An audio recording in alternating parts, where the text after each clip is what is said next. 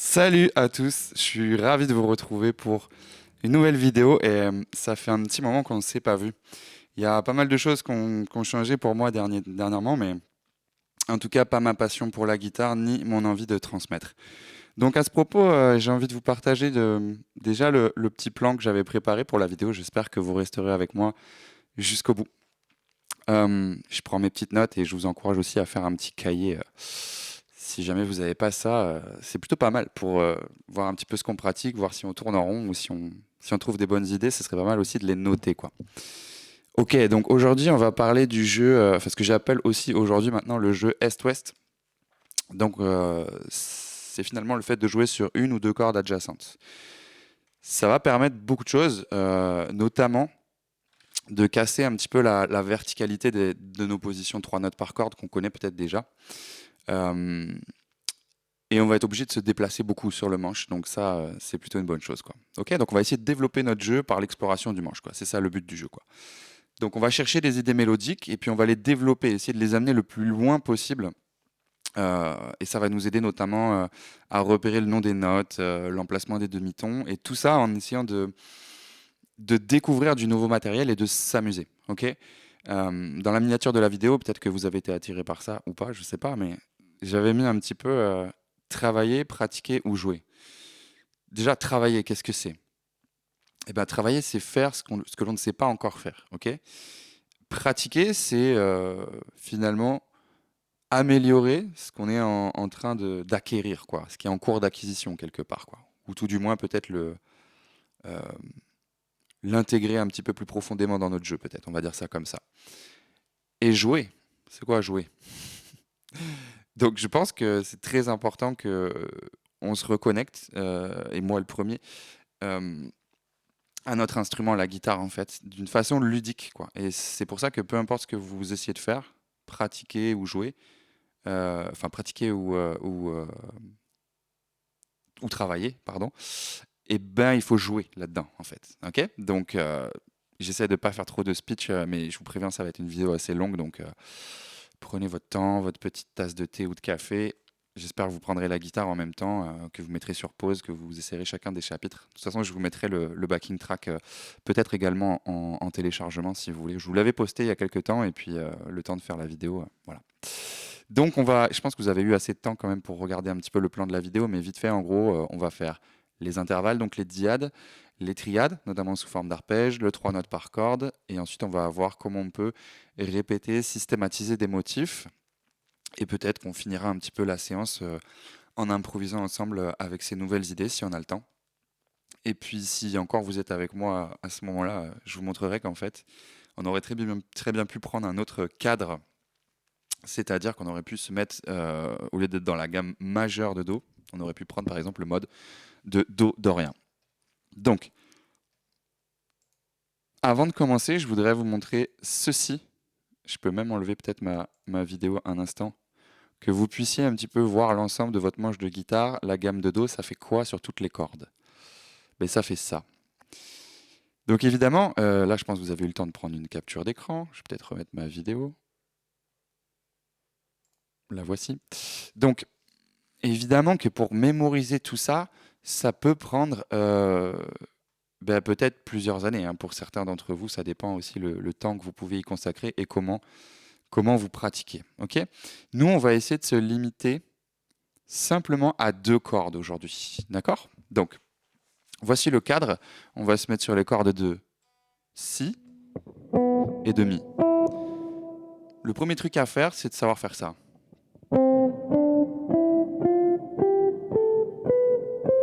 Et pareil sur la petite à partir du Mi.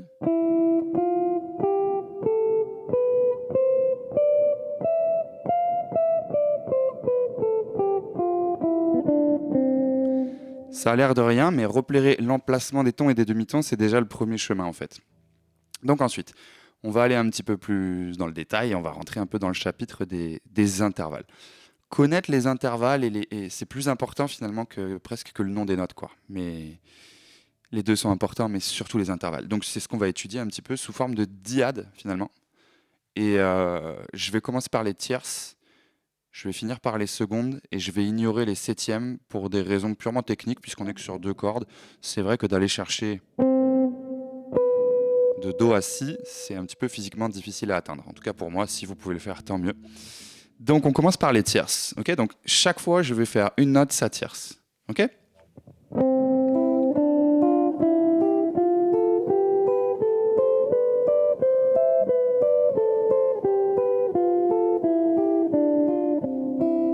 Donc vous remarquez que des fois, il y a des tierces mineures à certains emplacements et des fois des tierces majeures. Un truc que j'aime bien faire quand je phrase un petit peu avec ces idées mélodiques-là, c'est qu'à chaque fois que j'en ai deux identiques qui se suivent, comme par exemple ici, okay, dans le Fa La ou le Sol Si, j'aime bien les slider.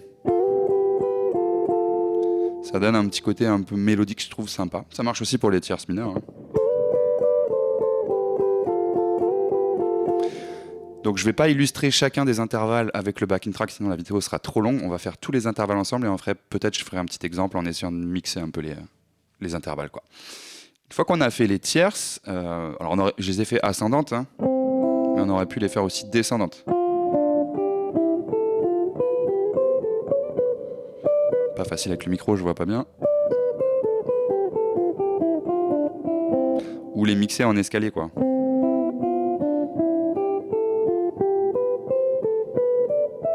Etc. Donc ça, c'est valable pour tous les intervalles. Je ne montrerai pas forcément chaque exemple à chaque fois, mais voilà. Donc on continue avec maintenant les quartes. Donc Do, sa quarte, c'est Fa. Maintenant, je systématise, j'amène ça le plus loin possible à l'intérieur de ma gamme, et du coup, je vais remarquer qu'à un moment, il y a une quarte augmentée, quoi.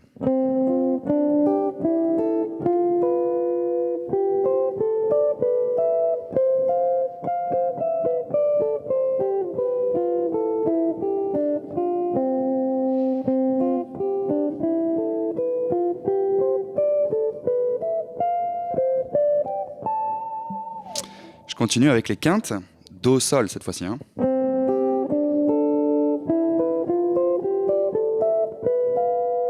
Ah, ici on remarque qu'on a une quinte bémol, c'est intéressant, entre le Si et le Fa, qui est finalement un peu l'inverse du triton de tout à l'heure, là, de Fa à Si. Avec les quintes, j'ai trouvé un truc qui était intéressant, c'est le facteur de répétition un peu aussi, mais... et descendant, quoi. Ça, c'est intéressant, je trouve, à faire. On arrive déjà au sixte, et donc là, pour faire des sixtes, tiens, j'ai bien envie de faire un petit zoom, puisque je peux le faire maintenant. Voilà. Alors, voilà, je vais me placer comme ça. Donc pour les sixtes, vous allez devoir être un petit peu plus gymnaste.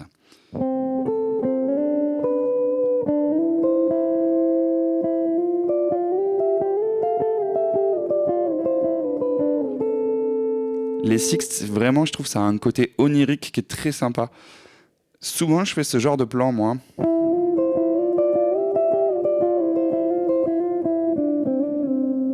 Pardon, j'ai commencé à jouer sur 3 cordes, excusez-moi.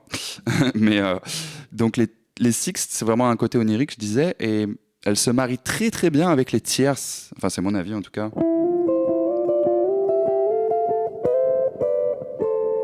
Vous voyez, hein, les tierces de tout à l'heure avec les sixtes, c'est assez joli, quoi. Donc, voilà pour ce qui est des dyades. L'intérêt, c'est vraiment d'entendre le son de tous ces intervalles. J'ai failli oublier les secondes. Donc là, les secondes, j'ai fini volontairement par les secondes parce qu'en fait, elles vont avoir un côté très dissonant. Alors tu vas me dire, bah non. C'est vrai que quand je joue de Do à Ré, il n'y a rien qui dissonne. Hein. Ça, c'est parce que je les joue les unes à la suite des autres, en fait, les notes, quoi. Alors que si je les fais résonner en même temps, par exemple de Do à Ré, là, on entend tout le pouvoir de dissonance, en fait, de l'intervalle. Donc, faisons un petit peu les secondes. Alors là, je vais commencer par le Ré. Tu vois comment elle est dissonante, celle-là? De Mi à Fa. Alors que quand on la joue en ligne comme ça, là, il n'y a pas de dissonance qui s'opère, en fait. Donc ça, c'est intéressant.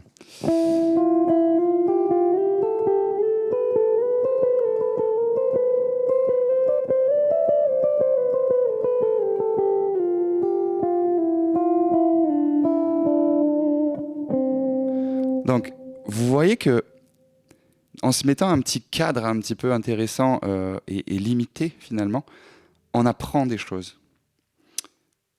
Et on est obligé de se déplacer, donc il y a le facteur de démancher qui est intéressant aussi, quoi.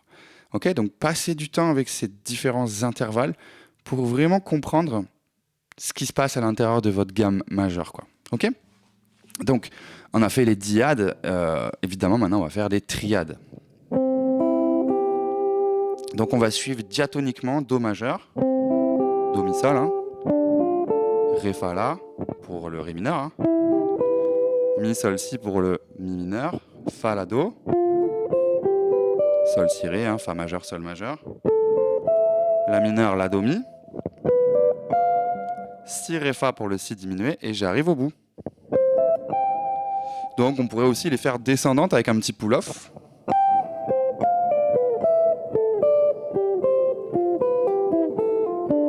Ou un truc que j'aime bien, c'est en escalier.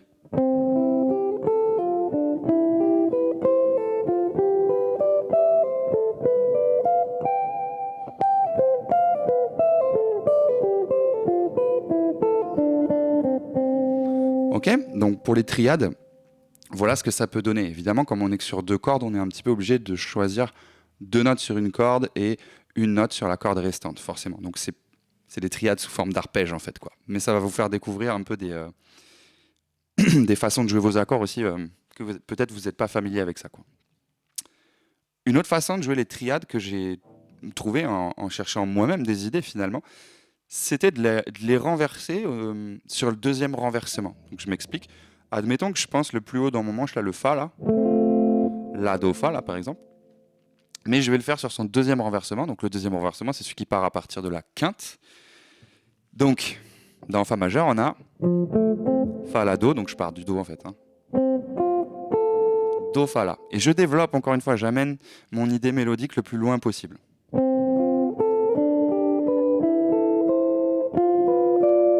Vous voyez ce que ça fait, là, pour le Si diminué ?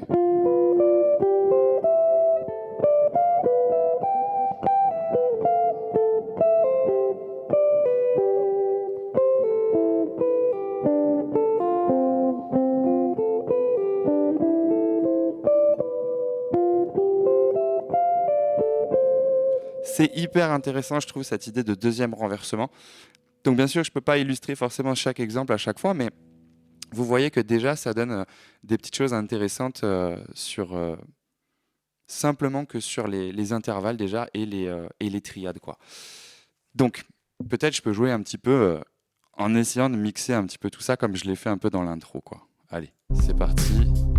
Donc ça ne sera pas un solo parfait, hein. Le but c'est de découvrir des choses.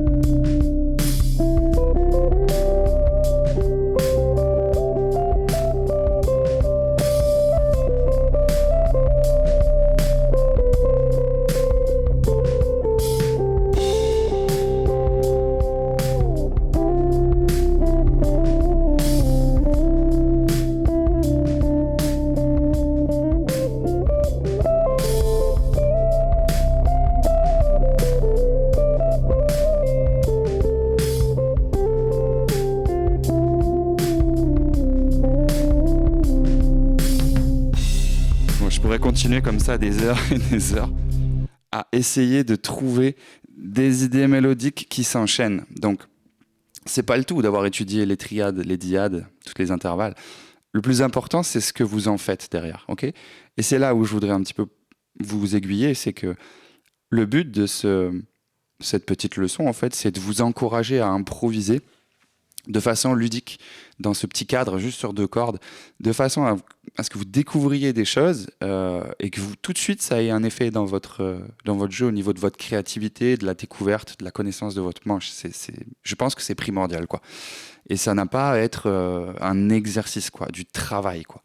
Non, c'est de la pratique et même un jeu, quoi, en fait. Okay ? Si vous twistez un petit peu ça de cette façon-là dans votre tête, vous allez voir que vous allez peut-être prendre votre instrument plus souvent, quoi. En tout cas. Ok. On passe au chapitre suivant. Alors là, on va parler du 3 notes par corde. Certains connaissent ça un petit peu, je pense.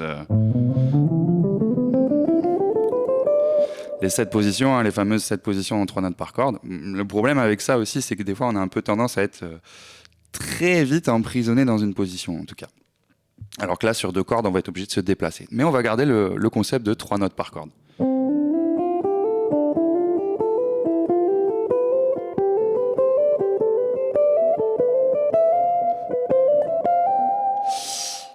Donc, pour aller vite et que tu repères vraiment chacun des segments de gamme qu'il y a à l'intérieur de la gamme de Do, je vais te donner un petit truc. On va prendre le segment Mi, Fa, Sol. Ok, donc sur la corde de Si, K5, etc. Bon. Ça, pour nous, on va appeler ça un motif gauche. Parce que si tu laisses bien tous tes doigts posés, tu remarques qu'il y a 2 doigts à gauche. Si on passe sur le segment juste la corde en dessous, La, Si, Do, tu vas te retrouver avec un motif droit. Son exact inverse. Ok ? Et bien en fait, à l'intérieur de la gamme majeure, il te reste plus que le motif central, comme par exemple dans Do, Ré, Mi, ou dans Fa, Sol, La, où là, il y a une case d'écart à chaque fois. Donc, là, je vais faire un petit zoom, là. J'aimerais bien qu'il se mette ailleurs, d'ailleurs. Ouais. Ok, je vais me mettre comme ça. Non, en fait, ça me convient pas. Donc, on va se mettre là et zoomer à partir de là. Voilà, là, ça me convient. Et juste pour le motif central, regarde. Si tu as du mal avec cet écart, c'est probablement que ton pouce n'est pas en face du majeur, déjà, premièrement. Et après, considère que c'est une extension de l'index, d'accord ? Et non pas un truc que tu viens chercher avec le petit doigt. Ça marche pas, ok ? Bref, en tout cas, pourquoi je te dis ça, motif central ? Parce que toute la gamme majeure, ce n'est que des combinaisons de motifs centraux, droite et gauche. Regarde. Central, central. Là, c'est droit plus central. Et tu remarques que le droit, là, je ne l'ai pas fait en 1, 3, 4, mais en 1, 2, 3 au niveau du doigté. Hein, parce qu'il est suivi par un central derrière. Ensuite, gauche-droite, tu le connais déjà. Central, gauche. Central, central, il est symétrique celui-là.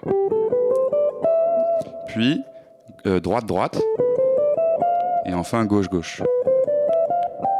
Bon, on peut s'amuser avec ça vraiment de façon rythmique aussi. Donc, on peut faire des noirs, on peut faire des croches, on peut faire des doubles croches, des triolets, voire peut-être même des sextolets. Alors, je te montre un petit peu tout ça à la suite, quoi. Donc, je commence un petit peu par truc tranquille, hein.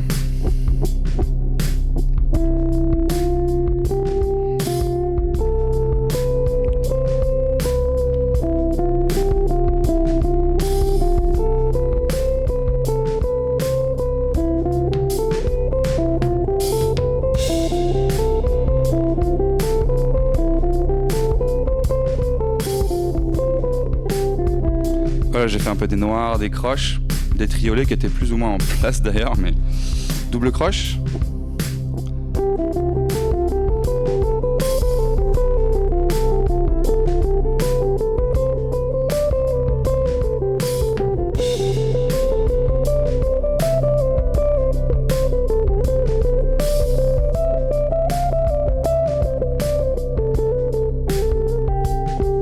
Sextolet, est-ce qu'on peut faire ?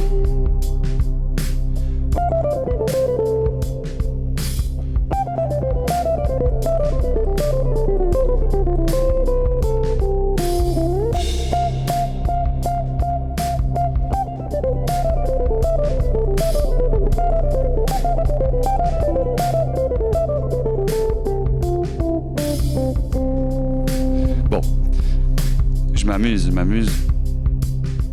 m'amuse avec les différents débits rythmiques à l'intérieur, toujours à l'intérieur de ma gamme de Do. C'est quand même assez chouette, assez fantastique hein, de se dire qu'on peut faire tout ça.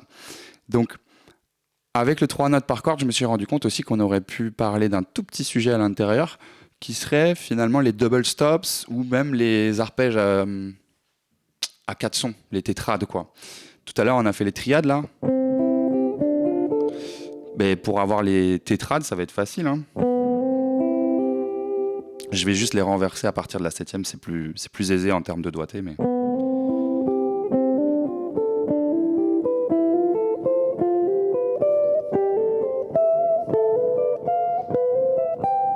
Et là, j'ai tous mes arpèges à 4 sons sous les doigts, quoi. Ok. Do majeur 7, Ré mineur 7, Mi mineur 7, Fa majeur 7, Sol 7, La mineur 7, Si demi diminué.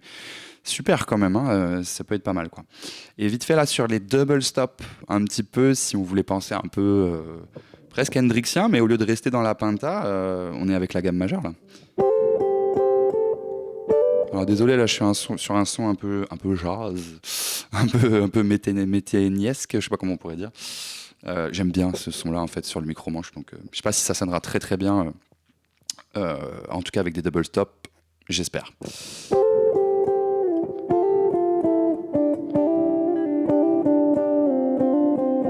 Donc si tu sais pas ce que c'est qu'un double stop, c'est pas trop le sujet de la vidéo, mais si on le développe, le petit concept de double stop juste sur 2 cordes, on obtient des choses très intéressantes, hein. Notamment là, si on pense comme un Do, sus 4, majeur, sus 2. Alors là, la tentation est grande, hein, de jouer sur d'autres cordes aussi, hein.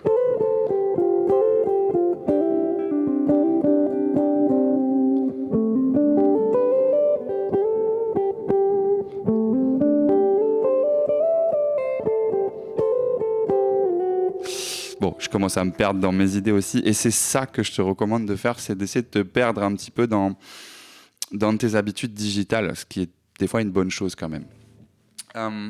Donc voilà un petit peu pour les double stops.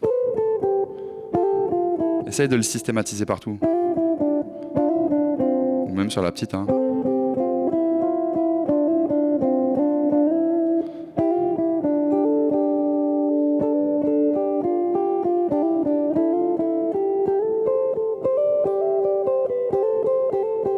C'est magnifique, hein, franchement. Bon, moi, je trouve ça magnifique, en tout cas.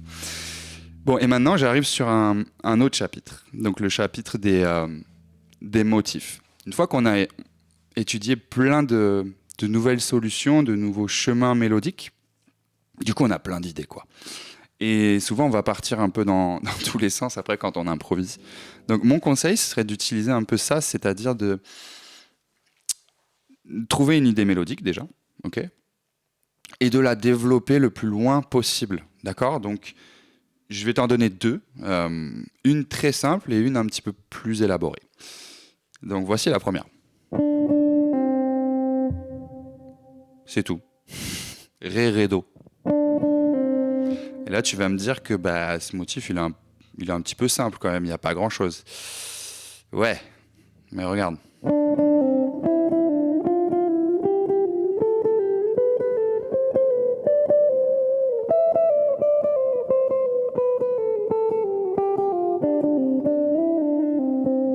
Si j'improvise un peu avec.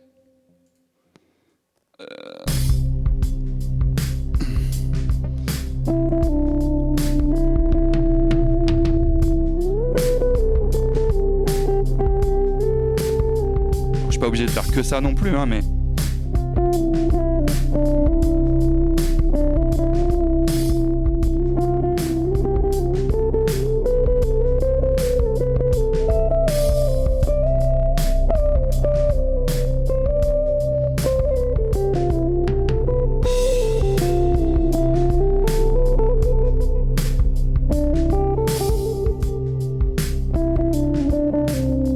Bon, je pense que tu as compris l'idée. Un autre motif, cette fois-ci un peu plus élaboré, mais j'essaie de respecter la règle du jeu qui est de développer le motif, l'idée mélodique le plus loin possible.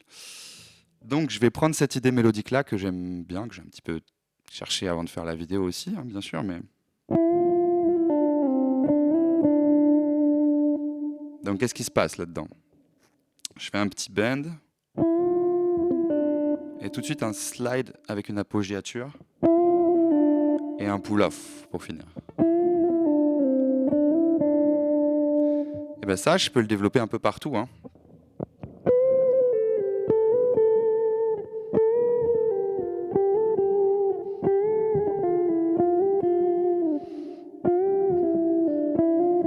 Il y a des endroits où c'est plus facile que d'autres en termes de doigté d'ailleurs, mais...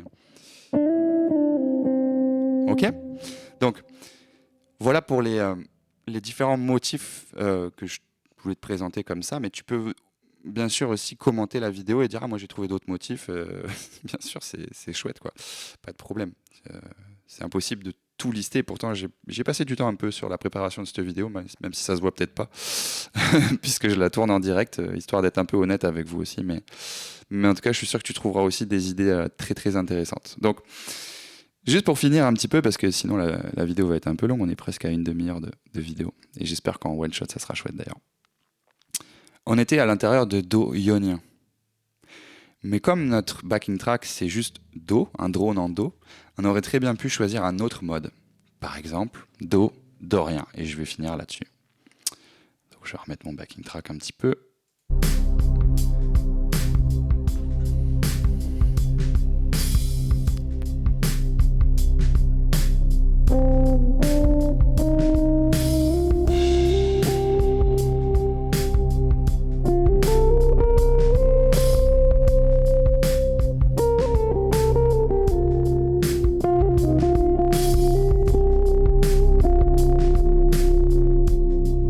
Je vais m'autoriser aussi une troisième corde pour la fin.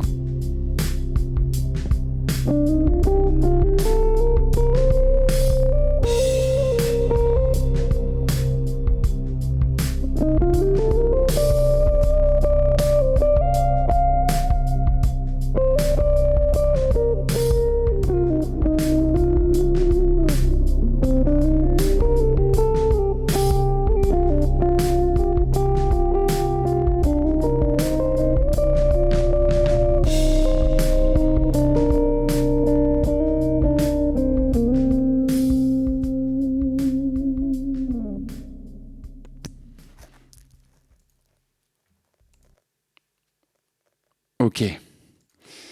Donc, j'espère que cette vidéo t'aura encouragé à prendre ton instrument, à essayer de te reconnecter avec lui et à jouer. D'accord? Jouer, c'est-à-dire t'amuser, t'amuser, t'amuser le plus possible, quoi. Donc, bien sûr, là, j'ai fini sur Do dorien, mais si t'as bien compris le principe, on aurait pu prendre n'importe quel autre mode de Do. Voilà. J'espère que vraiment, ça va ouvrir des portes pour ton jeu, comme ça a pu le faire pour moi. Et je te souhaite bon travail, bon exercice, bon jeu, bonne découverte dans le jeu Est-Ouest. Je te dis à bientôt pour une nouvelle vidéo. Ciao.